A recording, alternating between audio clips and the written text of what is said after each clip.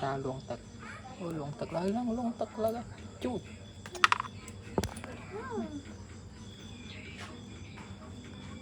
chui cho cái cài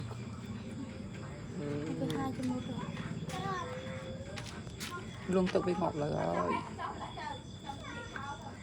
tao nào chứ khơi mà chưa vào để xây tao luồng tật lấy được đây chặt lại chặt nó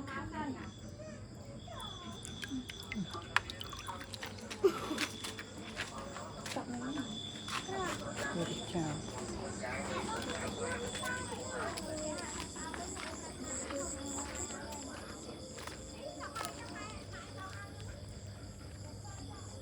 cho rôn với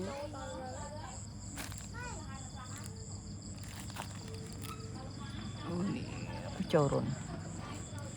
cái nó phần này